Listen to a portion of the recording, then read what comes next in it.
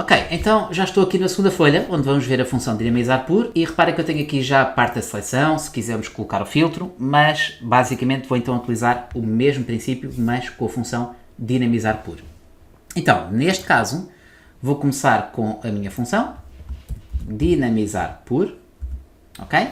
E neste caso, como ainda tenho a versão de testes, os meus valores até ainda estão em inglês, mas basicamente os conceitos são os mesmos.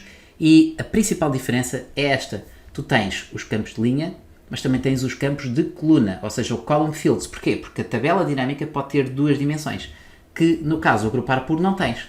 Então vamos começar com a marca, que é o campo de linhas.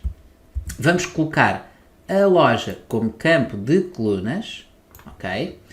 Vamos definir os valores para os totais, por exemplo. Vamos definir então a função, que vai ser a função soma, e depois temos tudo igual, ou seja, mostrar os cabeçalhos. Eu vou já colocar aqui a opção 3, sim, e mostrar os cabeçalhos, ok? Mas depois tens a tal profundidade da linha, que é os subtotais para a linha, e basicamente eu vou colocar a opção número 2 para os subtotais, como podes ver é exatamente igual, e depois tens aqui a ordenação da nossa linha, ok?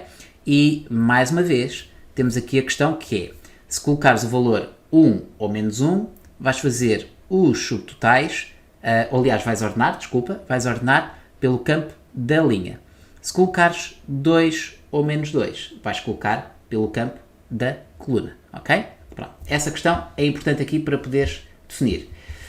Então, vamos colocar aqui 2, por exemplo, que é a linha, e depois repara, podes ter então os subtotais outra vez, ou os totais para a coluna, que se eu colocar, a tabela vai ficar com um aspecto assim um bocadinho estranho, por isso eu vou para já colocar 100 totais, ok?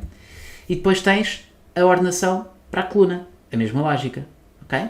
E depois tens o filtro, mas aqui não vou aplicar nenhuma delas, ou seja, vou colocar aqui a 0. Então, vamos lá ver aqui o que é que nos falta. Temos aqui a coluna, cabeçalhos está, ok, claro, se eu colocar aqui os cabeçalhos, não posso colocar o 2 porque não tenho um grupo principal e um grupo secundário. Por isso vou colocar aqui só totais gerais, só número 1, ok? E agora sim, já tenho a minha função a representar uma tabela dinâmica. Como podes ver, temos então uma estrutura muito parecida com uma tabela dinâmica.